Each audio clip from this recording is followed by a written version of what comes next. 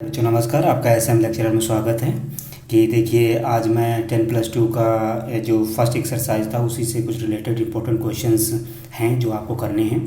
देखिए क्या लिखा हुआ है कि सिद्ध कीजिए कि किसी भी धनात्मक विषम विषम पूर्णांक की जो फॉर्म होती है वो किस रूप में होती है, 6q+1, 6q+3 या 6q+5 के रूप का होता है, लेकिन जहाँ q क्या कोई एक पूर्णांक है। तो ये बच्चों स्टेटमेंट इसमें है। इसी तरीके से एक दूसरा क्वेश्चन दिया हुआ है, यूक्लिड विभाजन प्रमेयिका का प्रयोग करके किसी भी धनात्मक पूर्णांक का जो वर्ग होता है, जो स्क्वायर होता है, उसकी जो फॉर्म होती है, उसका जो रूप होता है वो किस रूप में होता है, 3m या 3m+ के रूप का होता है। देखिए थर्ड आर्टिकल में क्या हुआ, थर्ड क्वेश्चन में मैंने क्या किया है कि लैंग्वेज नहीं लिखी, लैंग्वेज सेम ऊपर वाली है जो भी है। तो यहाँ पे क्या लिखा हुआ है कि आपकी जहाँ ऊपर वाले क्वेश्चन में आपको वर्ग बोला गया था, इसमें क्या बोला गया है, घन जो होता है यानी क्यूब जो होती है वो 9m और 9m+1 और 9m+8 के रूप का होता है। और बच्चों एक लास्ट क्वेश्चन दिया हुआ है, यूक्लिड विभाजन एल्गोरिथम का प्रयोग करके आपको उस बड़ी से बड़ी संख्या को बताना है जिसमें ये सब काम आपको करना है।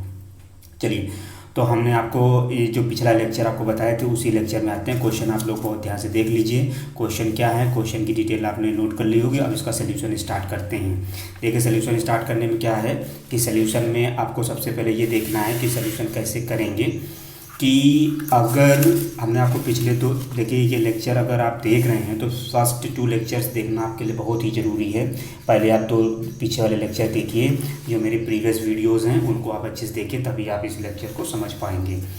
हमने पिछले 2 लेक्चर में आपको क्या बताया था कि अगर मान लो कोई a और b नाम की 2 धनात्मक संख्याएं हैं, जैसे यहाँ पे एक a है और एक क्या है, b नाम की 2 धनात्मक पूर्ण संख्याएं हैं, धनात्मक संख्याएं हैं।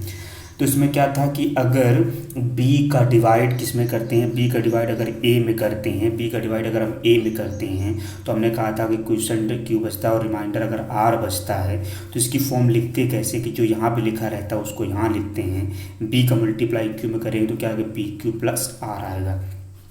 बच्चों यही हमने आपको फॉर्म बताई थी।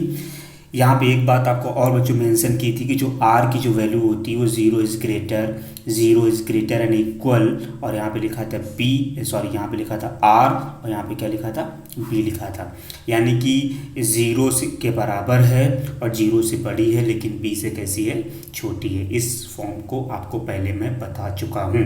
तो इसके बाद अब हम लेक्चर में आगे बढ़ते हैं। जो क्वेश्चन हमारा कह रहा था, क्वेश्चन का कहना ये था कि अगर कोई धनात्मक पूर्णांक है, अभी बच्चों ये ध्यान दीजिए कि जो स्टेटमेंट क्या कहा गया, स्टेटमेंट पे आते हैं दोबारा से, क्या कहा गया, सिद्ध कीजिए कोई भी धनात्मक विषम पूर्णांक, क्या बोला गया है, विषम पूर्णांक। अभी बच्चों विषम पूर्णांक की बात नहीं करेंगे, केवल पूर्णांक की बात करेंगे। क्या चीज़ है विषम पूर्णांक की हम बाद में चर्चा कर लेंगे। तो विषम पूर्णांक अगर होता है तो किस, अब देखिए बच्चों इसमें क्या कहा गया है, इसकी फॉर्म किस रूप में बोली गई है, 6q+1, यानी कि बोला गया 6q+1 बोला गया है। फिर दूसरे आर्टिकल बोला गया है 6q+3 बोला गया है, फिर 6q+5, और ये सब रिमाइंडर आपके जो बचे हुए वो कैसे हैं, विषम पूर्णांक हैं, विषम नंबर्स हैं।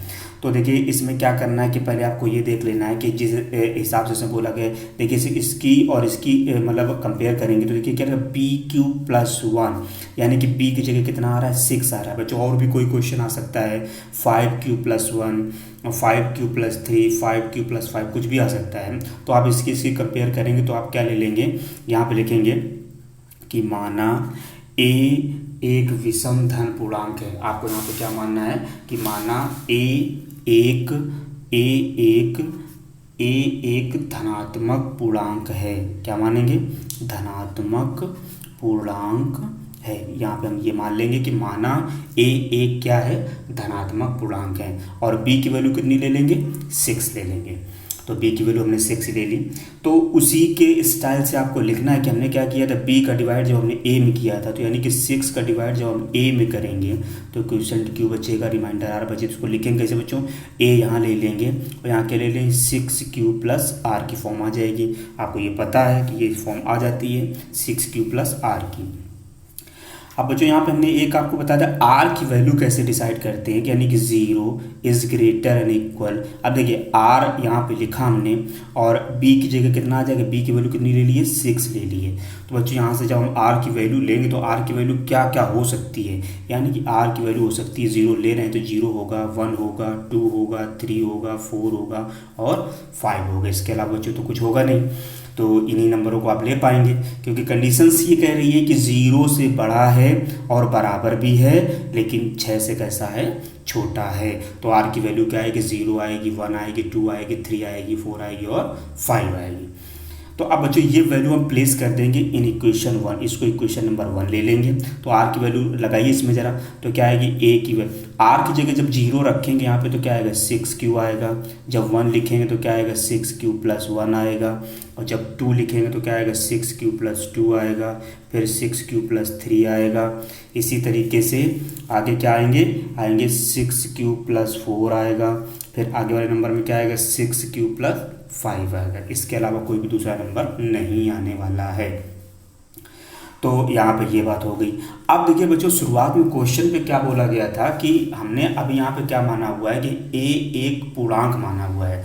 बच्चों यहाँ पे एक मिस्टेक हो गई है, उसको थोड़ा सा ध्यान देना पड़ेगा आपको। यहाँ पे एक धनात्मक पूर्णांक ना लेकर के क्या मानेंगे कि a एक पूर्णांक है, केवल a एक पूर्णांक मानेंगे, तब आगे स्ट्रेटेजी बनेगी इसमें। तो देखिए, तो यहाँ पे आपको ध्यान देना है कि सभी लोग गलती ना करें, विशेष तौर पर ध्यान दें। क्वेश्चन में क्या बोला गया, a एक विषम पूर्णांक है। a एक क्या बोला गया है, विषम पूर्णांक बोला गया है। तो इसमें आप जैसे और भी कोई क्वेश्चन आएगा, किसी किसी में सम पूर्णांक बोल देगा, किसी किसी में विषम पूर्णांक बोल देगा, तो आपको ये फॉर्म आपको बनानी आनी चाहिए। तो शुरुआत में क्या करें, जब यहाँ पे पहुँचेंगे तब यहाँ पे क्या करेंगे, माना a एक पूर्णांक है और जिस फॉर्म में क्वेश्चन बोला जाएगा b की वैल्यू उसी के हिसाब से लेंगे। इतना प्रोसेस आप समझ गए होंगे।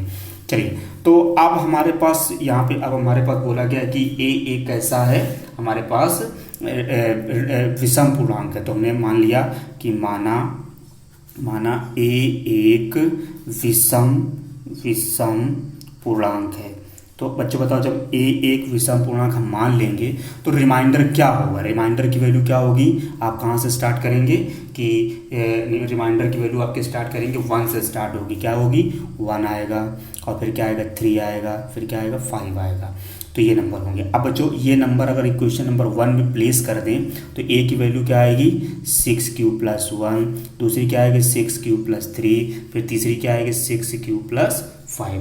तो बच्चों आपने देखा कि यहाँ पे क्या देखा आपने कि उसकी फॉर्म क्या निकल के आ रही है। अगर a एक विषम पूर्णांक है तो उसकी फॉर्म क्या निकल के आती है, a = 6q + 1, 6q + 3, 6q + 5 के रूप का के रूप का होता है। यही बच्चों हमको प्रूफ करना था, ये हमको इसमें सिद्ध करके लाना था। तो आप लोग बहुत से ध्यान, मुन्ना गलती मत करिएगा। मुन्ना बार बार ये कह रहे हैं कि बच्चों आप लोगों से गलती ना हो, a एक पूर्णांक मान के चलेंगे और फिर यहाँ b की वैल्यू क्या ले लेंगे, 6। उसके बाद पूरी स्ट्रेटेजी आपको समझनी है। अगर मान लो किसी क्वेश्चन में कह देता है कि 5q या 5q + 1 या सम पूर्णांक बोल देता है तो r की वैल्यू क्या होगी, 0 और 2 और 4, और जिसके हिसाब से b क्लियर होगा उसी के हिसाब से आपका ये काम होगा। तो पहले क्वेश्चन को आपको इस तरीके से लगाना है। चलिए अब नेक्स्ट क्वेश्चन की तरफ चलते हैं। नेक्स्ट क्वेश्चन में क्या बोला गया है कि अगर मान लो कोई क्वेश्चन आता है आपके सामने, वर्ग की फॉर्म में आता है या मान लो घन की फॉर्म में आता है, तो कैसे करेंगे। तो देखिए क्वेश्चन नंबर अगला लेते हैं। क्वेश्चन नंबर नेक्स्ट में क्या बोला गया है कि नेक्स्ट क्वेश्चन में ये बात बोली गई है कि यूक्लिड विभाजन का प्रयोग करके सिद्ध कीजिए कि किसी धनात्मक पूर्णांक का वर्ग, अभी तक क्या था, कोई वर्ग की बात नहीं हो रही थी, धनात्मक पूर्णांक का जो वर्ग था वो इस फॉर्म में होगा, 3m या 3m + 1 के रूप का होगा। आपको ये फॉर्म प्रूफ करनी है। तो क्वेश्चन आप पहले नोट डाउन कर लीजिए, उसके बाद आप क्वेश्चन करने का कोशिश करिए। चलिए, तो देखिए क्वेश्चन की स्टार्टिंग करते हैं। क्वेश्चन में क्या बोला गया है कि उसका जो वर्ग है उसकी फॉर्म क्या निकल के आती है। आज बच्चों हमने आपको बताया था कि अगर हमारे पास कोई एक धनात्मक पूर्णांक होता है, अगर एक कोई पूर्णांक होता है तो उसकी फॉर्म क्या आती है। जिस हिसाब से इसमें फॉर्म बोली गई उसी हिसाब से फॉर्म आपको उठाना कि फॉर्म क्या बोली गई है। तो देखिए, अगर माना a एक ए एक पूर्णांक है, ए एक क्या है, पूर्णांक है, तो उसकी फॉर्म क्या निकलेगी, इसमें आपको बच्चों बोला गया है 3m की फॉर्म में आ रहा है, 3m+1 की फॉर्म में आ रहा है, इस हिसाब से आ रहा है ना, तो उसी हिसाब से आपको लेना। तो ए की वैल्यू क्या आ जाएगी, क्या फॉर्म निकल के आएगी, ए इक्वल आएगा 3q, फिर क्या आएगा 3q+1, फिर क्या आएगा 3q+2, फिर क्या आएगा 3q+3, फिर क्या आएगा 3q+4 एंड सो ऑन। बहुत सारे नंबर्स आने वाले हैं। इस तरीके से आपको करना है।